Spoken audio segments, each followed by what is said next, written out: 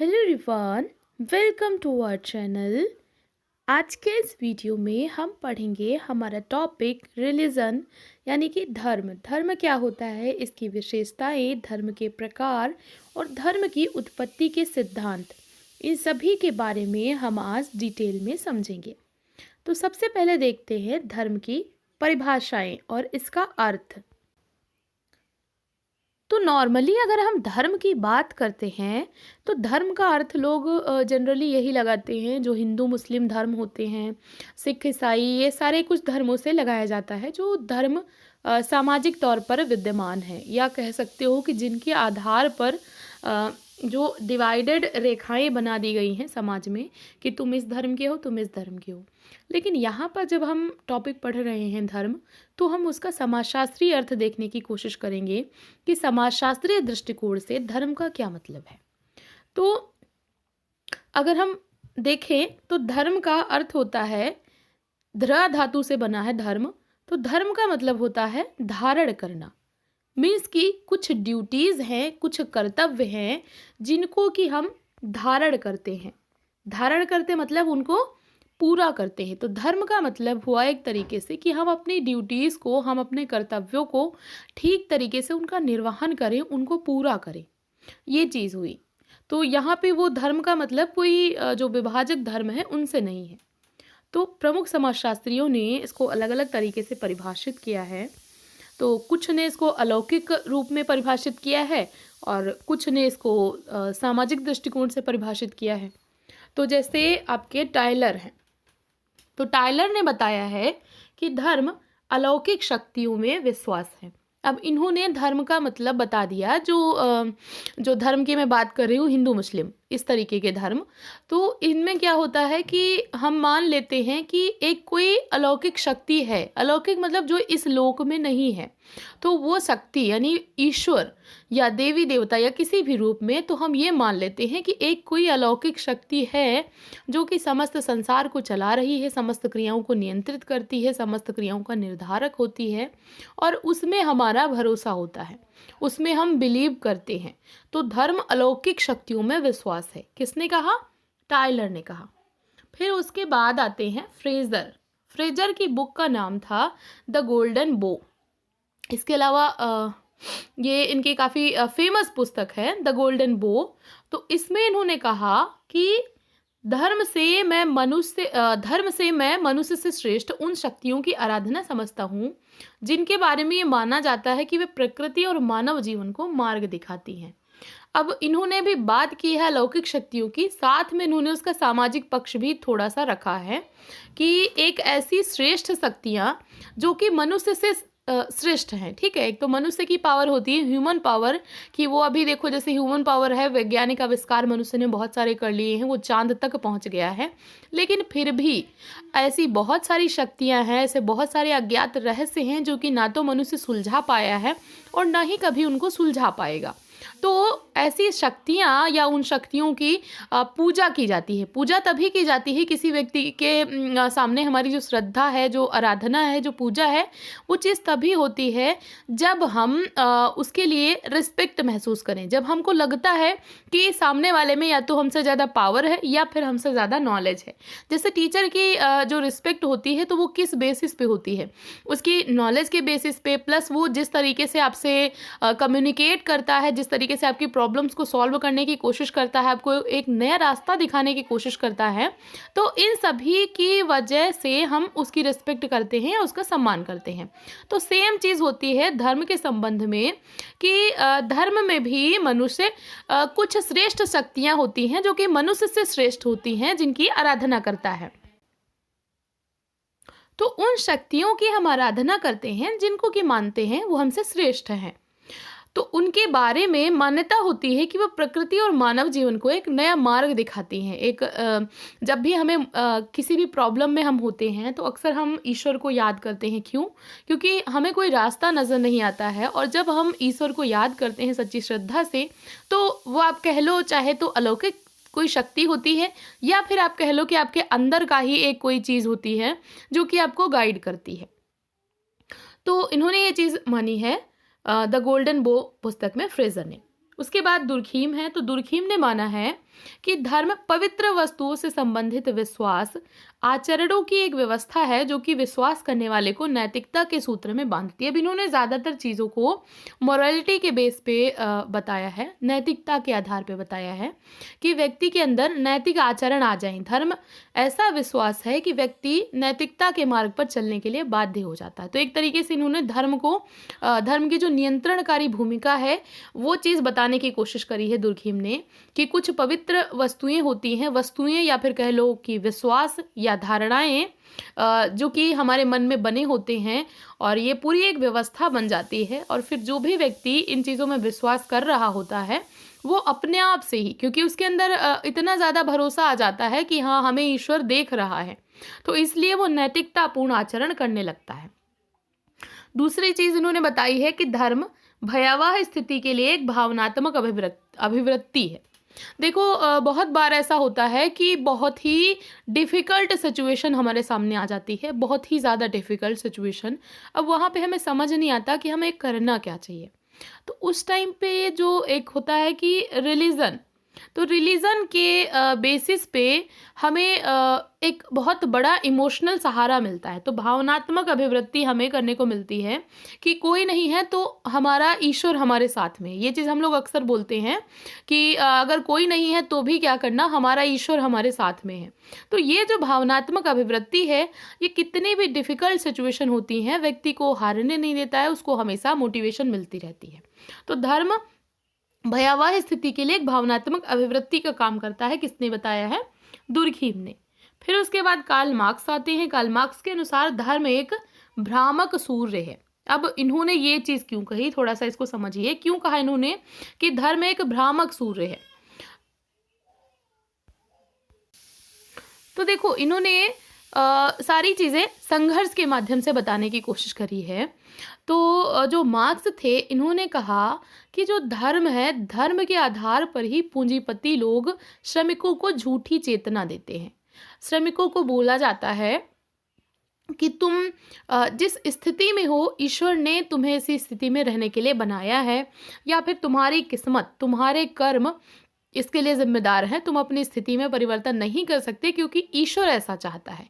तो व्यक्ति भ्रम में रह जाता है, वो प्रयास ही नहीं करता अपनी स्थिति को बदलने के लिए, और इस प्रकार से वो एक भ्रम की स्थिति में खुद से अलग हो जाता है, संपूर्ण उत्पादन प्रक्रिया से अलग हो जाता है, सबसे एकदम कटा कटा सा महसूस करता है, अपने आप को एक बिक्री की वस्तु मान लेता है। तो ये सब क्यों होता है? क्योंकि जो पूंजीपति हैं वो धर्म के आधार पर उनको बहकाते हैं। तो ये भ्रम उत्पन्न करने का एक साधन है अकॉर्डिंग टू मार्क्स। फिर उसके बाद आते हैं स्पेंसर। स्पेंसर ने बताया है कि धर्म रहस्यमय पहलुओं की व्याख्या करता है। जो कुछ पहलू या कुछ ऐसी चीज़ें हैं जो हमें नहीं पता होती हैं कि ये क्या है, तो उनके बारे में हमें धर्म बताता है। अब जैसे बहुत सारी ऐसे कई बार आपको महसूस होता होगा कि कोई ऐसी शक्ति है जो एग्जिस्ट करती है, जो है। अब वो क्या है? वो ईश्वरीय शक्ति है। तो उसको कैसे आप जानोगे? तो ये चीज़ हम धर्म के माध्यम से जानते हैं, जो चीज़ हमें नहीं पता है।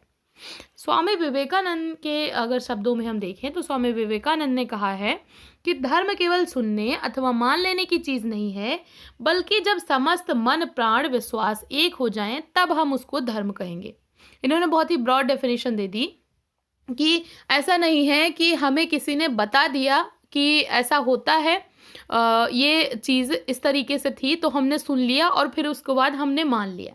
ऐसा नहीं है। जब हम मन से, अपने शरीर से पूर्णतः विश्वास कर लें तब हम उसको धर्म कहेंगे। मतलब सिंपल सी बात है कि अगर हमने फील किया है कि ईश्वर है तो हम उसको मन से, प्राण से, अगर हमने उसको महसूस किया है तभी वो चीज़ है। ऐसा नहीं है कि किसी ने कोई चीज़ बता दी और हम उसको मान लें। तो ये किसने कहा है?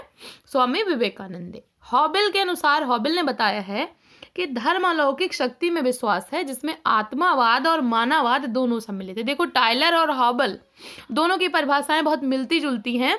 टायलर ने सिर्फ इतनी परिभाषा दी है कि धर्म अलौकिक शक्ति में विश्वास है, जबकि हॉबल ने उसमें आगे जोड़ दिया कि जिसमें आत्मावाद और मानववाद दोनों ही सम्मिलित होते हैं। ठीक है, तो ये दोनों में कंफ्यूज मत होना, दोनों में बस इतना ही डिफरेंस है कि इन्होंने सिर्फ इतनी छोटी सी परिभाषा दी है, इन्होंने उसमें थोड़ा सा और ऐड कर दिया है।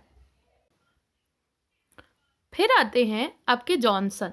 जॉनसन ने कहा है कि धर्म कर्म या अधिक मात्रा में अलौकिक शक्तियों, तत्वों तथा आत्मा से संबंधित विश्वासों, आचरणों की एक संगठित व्यवस्था है। तो इसमें इन्होंने क्या क्या बताया कि एक तो अलौकिक शक्तियों के प्रति हमारा विश्वास है और उस विश्वास को हम आचरणों में दर्शाते हैं, मतलब हम कार्यों में भी दर्शाते हैं। ऐसा नहीं है कि हमने कुछ विश्वास किया तो सिर्फ भरोसा मान के बैठे, जब हमने भरोसा किया तो हम कार्य भी करते। तो हमारे आचरण कौन से होते हैं जो कि दर्शाते हैं? हम पूजा पाठ करते हैं, हम भगवान का नाम स्मरण करते हैं, जब भी कोई कार्य करते हैं, तो ये सब चीज़ें हैं जो कि दर्शाती हैं कि ईश्वर है और हम उस चीज़ को मान रहे हैं। ये चीज़ जॉनसन ने बताई। तो ये तो हो गई परिभाषाएं। तो नॉर्मली अगर कहा जाए तो धर्म का एक तो अर्थ ये हो गया कि कुछ अलौकिक शक्तियों में हमारा विश्वास है जो कि हमें भयावह स्थिति से लड़ने में हमारी मदद करती हैं, और उनके प्रति हमारा विश्वास है, श्रद्धा है, और फिर हम आचरण के माध्यम से उसको व्यक्त करते हैं। ठीक, तो एक तो अर्थ ये हो गया। और दूसरा जो मैंने अर्थ बताया, धर्म का मतलब होता है धारण करना, धरा धातु से बना है, तो धर्म का मतलब हो गया कर्तव्यों का निर्वहन। ठीक, तो एक अर्थ ये भी होता है। अब देखते हैं धर्म की विशेषताएं, कैरेक्टरिस्टिक्स इसकी कौन कौन सी हैं। तो जो पहली चीज है वो है अलौकिक शक्तियों में विश्वास। धर्म क्या है?